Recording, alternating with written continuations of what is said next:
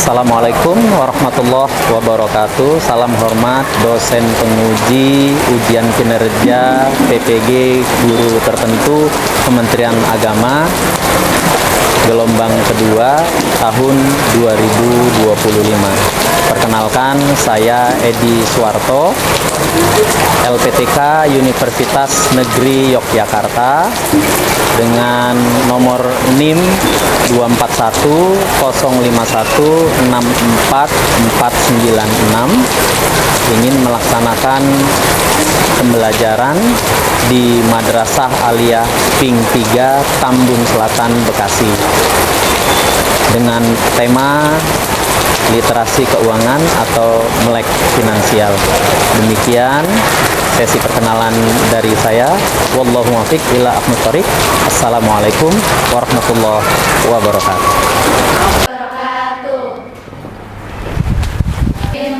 Wa nuril absari wa diyaiha wa ala alihi wa sahbihi wa sallim.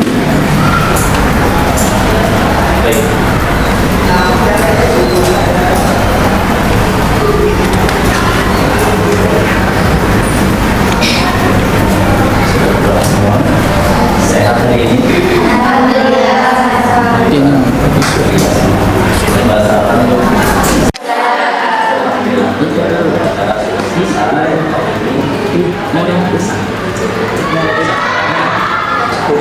Baik, Bapak absen terlebih dahulu ya. Afifah Ayu ada? Syafa?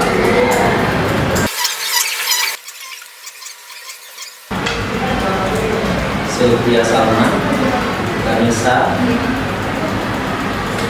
Tiara Fatma. Untuk memulai, yuk kita keluarkan moto kita Madrasah Aliyah. Moto PIN 3. Moto PIN 3. Prima, prima, yes, prestasi, rajin, ibadah, mengaji, akhlakul mulia. Prima, prima, yes. Sekarang untuk mengawali yuk kita nyanyi sama-sama. Kalian berdiri ya, kemudian tangan ini di dada. Yuk sama-sama.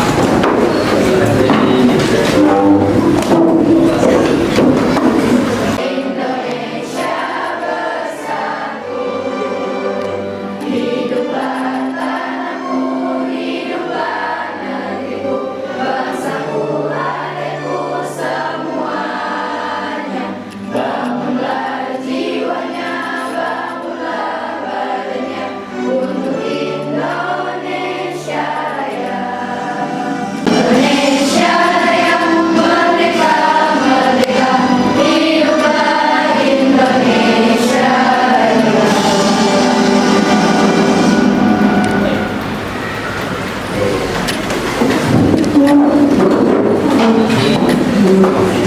Silakan dibuka.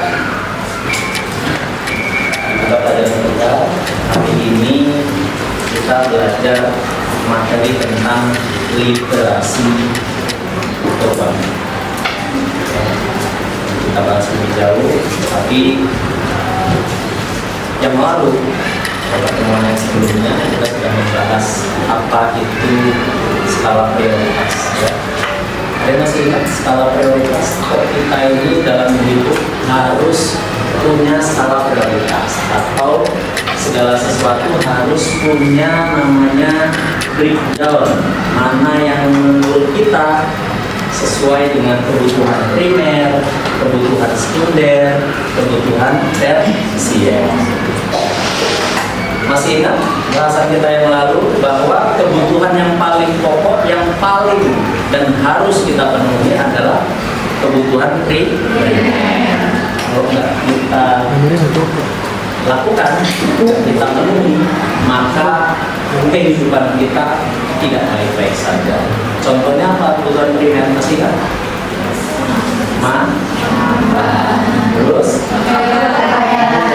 Terus yang menjadi pokok itu ya ada sandang, ada pangan, ada papan. Kalau kita singkat, ada pangan, sandang, dan papan.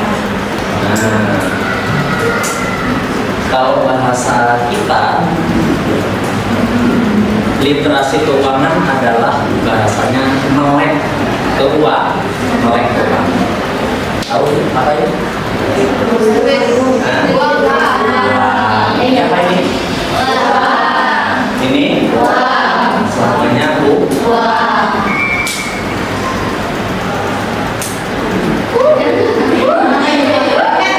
ini?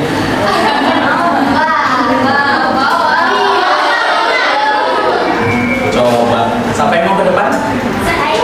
Mana? Ke depan sini. Coba ke depan. Coba sini, Raisa, coba. Apa itu yang dikatakan melek finansial atau literasi keuangan? Coba pejamkan matamu, Raisa.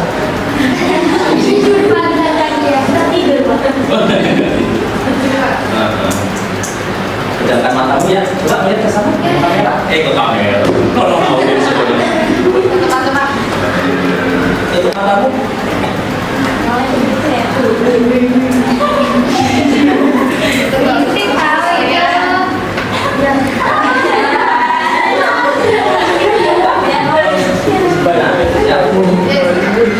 Yang ada depan.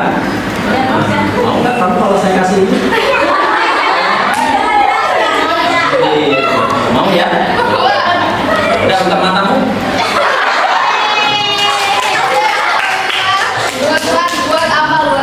Buat kenapa? Hasrat kamu pengen itu miliki? Kenapa? Karena ini itu udah kebutuhan saya, kita jajan duit awal duit Oke, sekarang pejamkan matamu balik.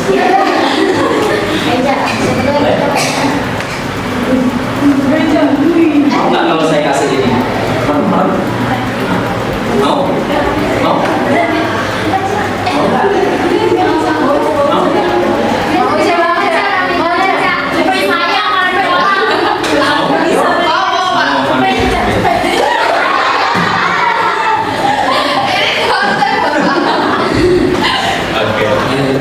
Sekarang kalau saya kasih ini mau nggak? Mau. Mau banget ya?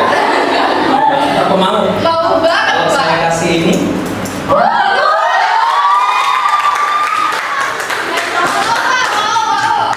mau ya? Mau Pak? Ya, pegang. Ya, sekarang pegang. Ih, seriusan? Iya. Ini bukan dalam rangka bagi-bagi, silakan dulu.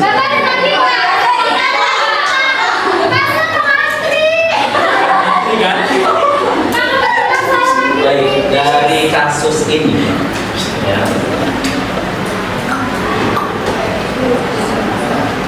saya yakin Raisa bisa menyimpulkan, Bapak kasih 1.000 dengan 50.000, kamu lebih cenderung pilih yang mana?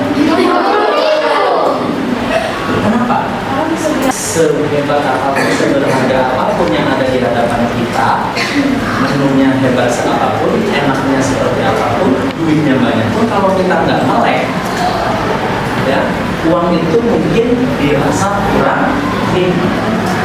Begitu juga kalau uang banyak, kalau kita nggak melek, nggak tahu manage uang itu, menyalurkannya bagaimana, yang ada beban.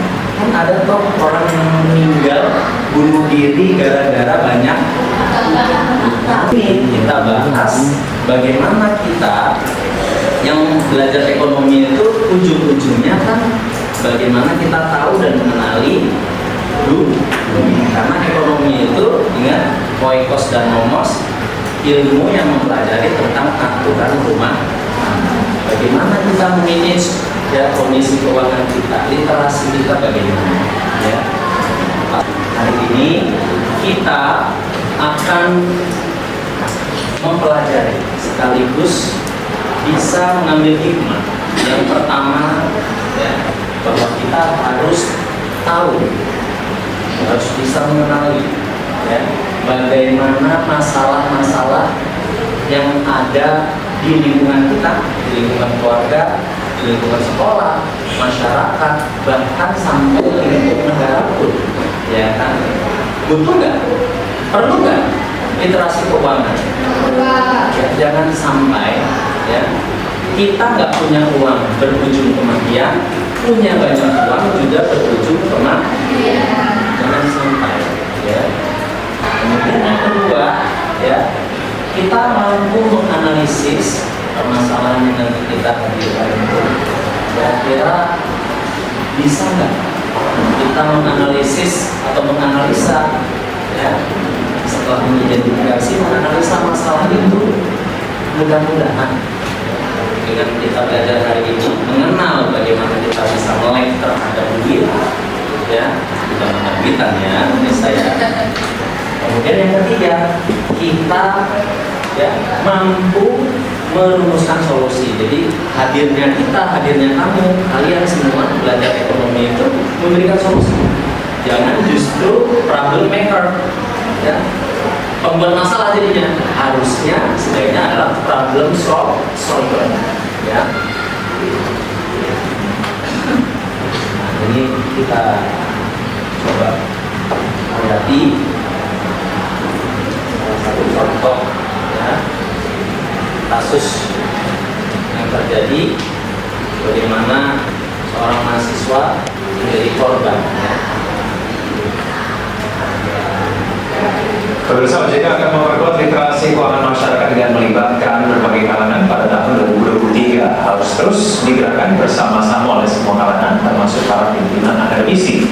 Hal ini berkaca dari kejadian penipuan berkedok investasi yang terjadi kepada mahasiswa Institut Pertanian Bogor.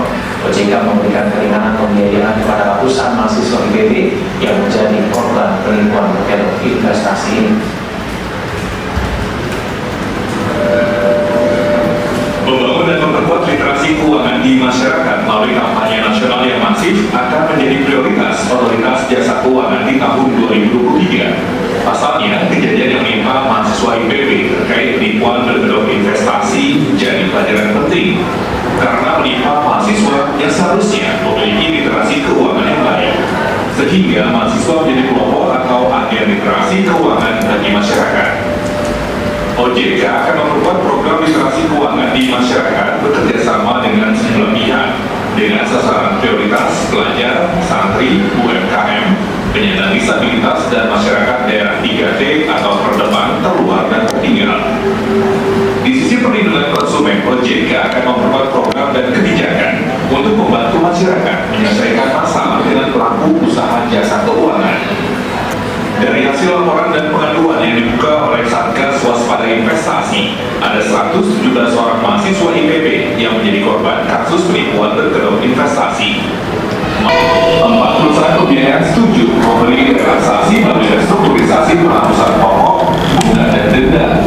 OJK berharap ke depannya masyarakat dapat lebih berhati-hati menerima tawaran peminjaman online maupun tawaran investasi.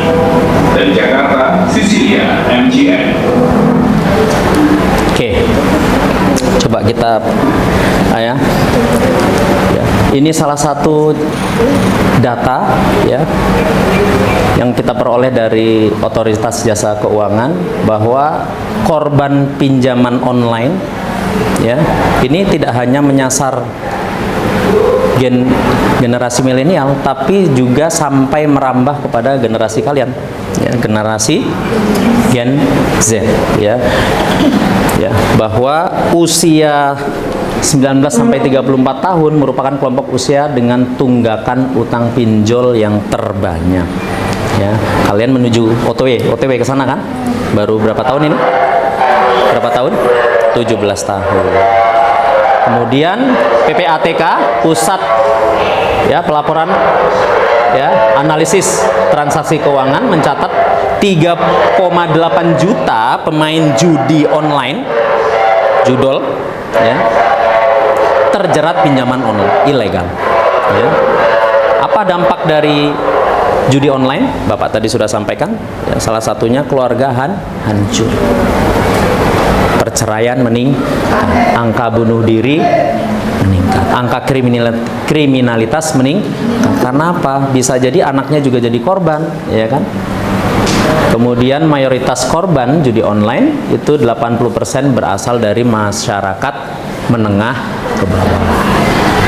Bahwa literasi keuangan ini penting bagi kita semua, ya, terutama generasi kita, generasi kalian ini, bahwa kita harus melek terhadap duit, melek terhadap kondisi keuangan.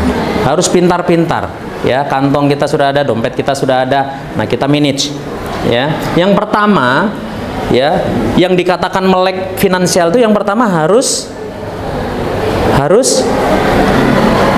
iya, coba sekali-kali berpikirlah, jangan hanya menerima duit, ya kan? Jangan hanya menerima duit. Kali-kali pernah kan? Ya, dulu zaman Bapak masih SMP, alhamdulillah sudah melihara ayam, ya, jualan jambu bol, ya. Kemudian SMP melihara kambing, ya, nabung Bapak, ya, untuk mendapat penghasilan dari uang jajan, ya. Kemudian yang kedua, rajinlah menabung, ya. Jangan terima uang jajan. Berapa uang jajan rata-rata kamu? 15.000. Jangan sampai semua dihabisin. Kalau bisa nabung. Bahkan jadi gini, ada ungkapan mengatakan, ya, jangan menabung dari sisa uang jajan, tapi jajanlah dari sisa tabungan. Ya, itu artinya apa? Prioritaskan nabung dulu. Ya, walaupun nabung itu kita ambil berapa persen? 15.000 kasih uang jajan 2.000 misalnya, atau 3.000, ya. 20% ditabung, ya. Ya. Kemudian yang ketiga, berinfak. Nah, kalau alhamdulillah di kita kan sudah ajak, ya. Ya. Kotak amal berjalan alhamdulillah, ya. Investasi akhirat. Kemudian yang ketiga, belanja. Bukan Bapak nyuruh belanja. Nah, bukan Bapak nyuruh belanja. Belanja kan udah pasti, ya kan? Beli apapun kan sudah pasti. Keluarga sekolah, anak sekolah, apa belanja apa? Tapi secukupnya. Belanja, tapi diatur. Ada seninya. Nah, ini Bapak punya. Coba yang kelompok 1. Kelompok 1 ada? 1. Kelompok 1. Kelompok 2. Nah, silakan membentuk kelompok. Nah, kita kerjakan, kita ada lembar kerja. Silakan membentuk kelompok. Silakan. Iya. Kelompok berikutnya. Kelompok, ya nggak apa-apa. Kamu, oke. Baik, ya. Di hadapan kalian sudah ada lembar kerja peserta didik, ya. Kalian diminta untuk mengidentifikasi permasalahan yang terjadi, bisa di lingkungan kalian di rumah, keluarga, ya.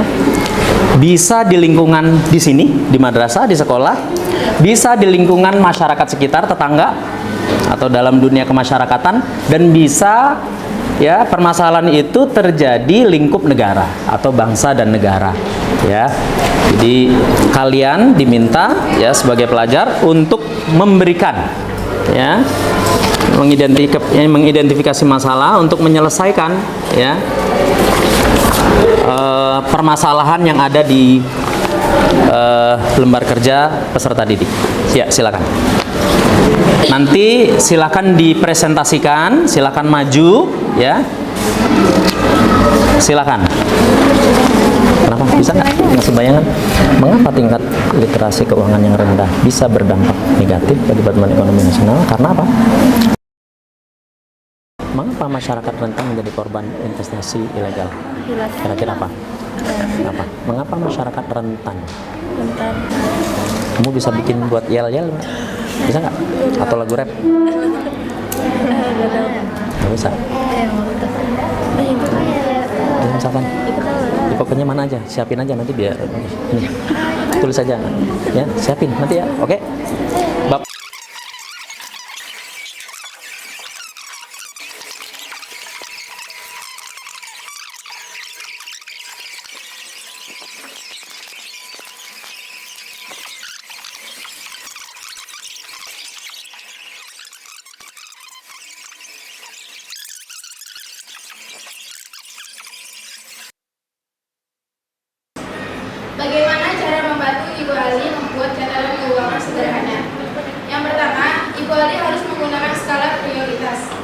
Kedua, mencatat pengeluaran dan pemasukan dana yang diterima.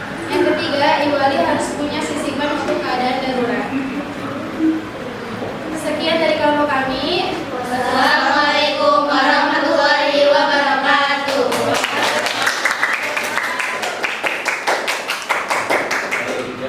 Assalamualaikum warahmatullahi wabarakatuh. Di sini kita akan mempresentasikan jawaban kita mengenai soal yang diberikan oleh Pak Edi. Yang pertama itu ada pertanyaan analisis.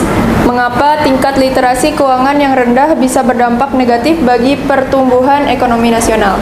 Jawabannya, karena dengan buruknya literasi keuangan akan mempengaruhi. Kedua itu belajar menambah keuangan atau investasi dengan cara yang baik dan tepat. Yang ketiga itu menerapkan skala prioritas. Ada yang mau nyanggah ke kelompok lain? Atau beri masukan? Setuju? Setuju. Silakan kembali ke kelompok. Sekian dari pertemuan kami. Wassalamualaikum warahmatullahi wabarakatuh. Warahmatullahi wabarakatuh. Waalaikumsalam warahmatullahi wabarakatuh. Kami dari kelompok 2 yang bersesuaian dengan satu dari soal dari saya.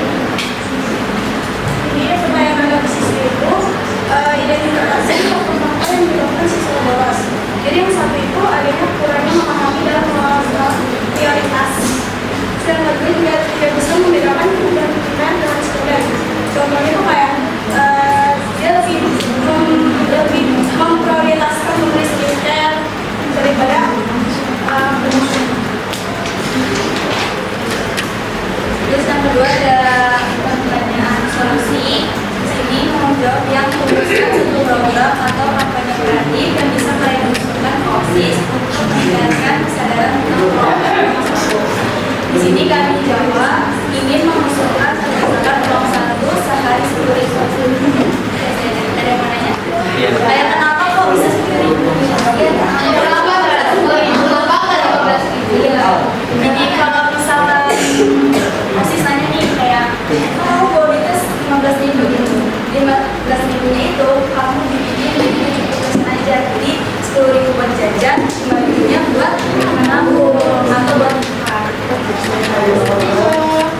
Jadi programnya usulin ke OSIS ya. Gerakan maksimal jajan berapa? 10.000. Dari uang jajannya? Oh, 15. Baik, bagus ya. Ya.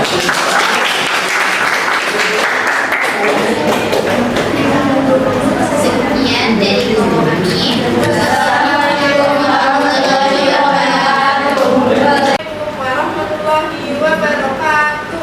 Waalaikumsalam warahmatullahi wabarakatuh. Di sini saya akan mempresentasikan, kami akan mempresentasikan jawaban dari kami. Pertanyaannya, mengapa masyarakat rentan menjadi korban investasi ilegal? Karena kurangnya literasi keuangan sehingga masyarakat menjadi mudah terlibat dengan investasi ilegal. Kurangnya ilmu pengetahuan dan kurang berhati-hati dalam menggunakan investasi. Pertanyaan solusi. Buatlah yel atau aturan buatan sendiri untuk mengampanyakan hati-hati dalam berinvestasi. Mengampanyakan hati-hati dalam berinvestasi. Ya, silakan. Punya ya, bisa. Ya. Ini ya, silakan. Bebaskan ekspresimu.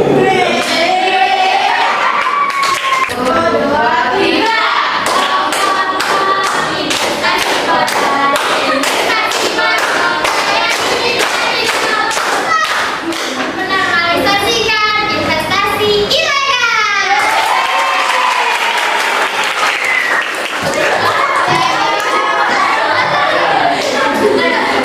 Ada nggak yang dengar tadi bagus pesannya? Kampanyenya bahwa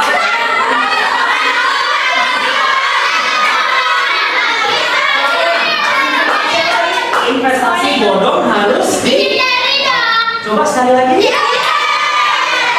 Gimana soalnya? Totalitas yuk. Ayo sih, bukan saya. Ayo.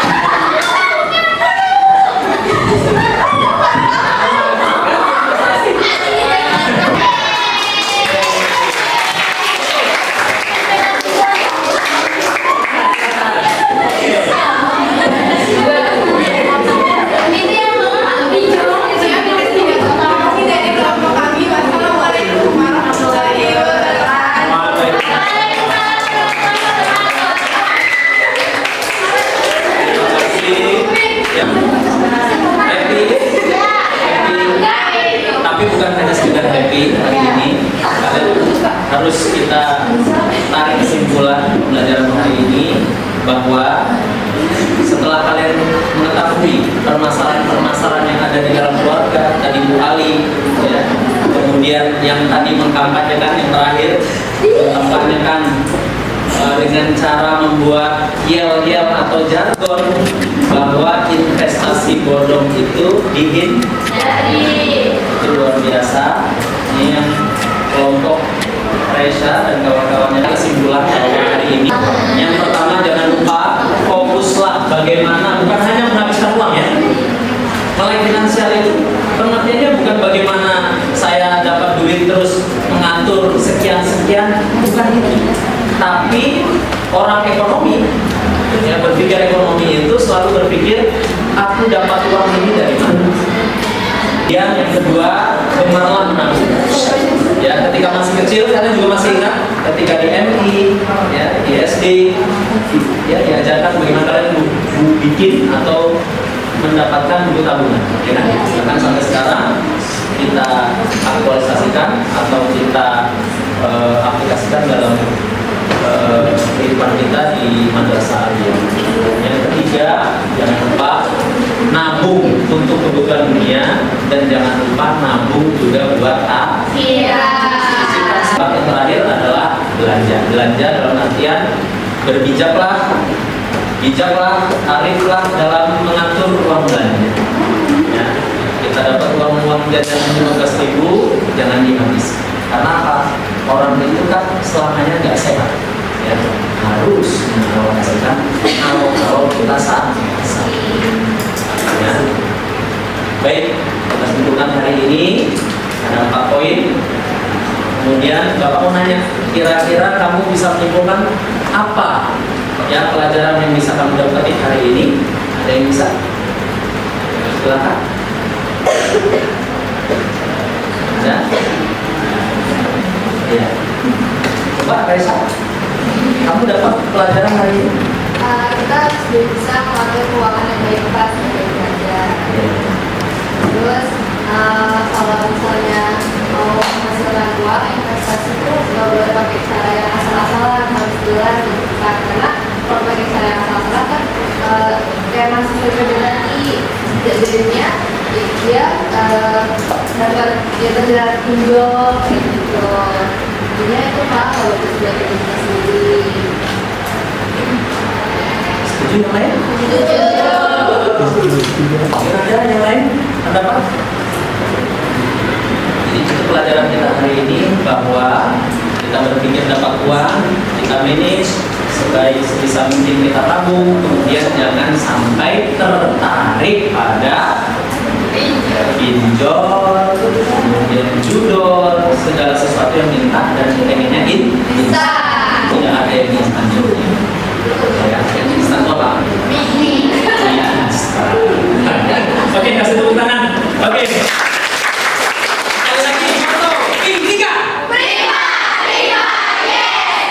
prestasi, rajin, ibadah, mengaji, akhlakul mulia. Prima, Baik, terima kasih atas perhatian anak-anak sekalian. Dengan demikian berakhir sudah pembelajaran kita hari ini tentang pelajaran ekonomi dan sudah kita simpulkan. Dan jangan lupa untuk minggu depan tema kita adalah ya, membahas mengenai lembaga keuangan bank dan lembaga keuangan non. Nanti silakan di rumah kalian ngurusin ya apa yang dimaksud dengan bank. Ada loh lembaga bukan bank tapi kaitannya dengan uang. Ya. Baik, Bapak tutup untuk pembelajaran hari ini bahwa time is money. Waktu adalah uang. Kalau sudah punya uang, jangan dibuang, tapi dimanfaat, dimanage, diatur. Mudah-mudahan kita jadi insan yang melek finansial.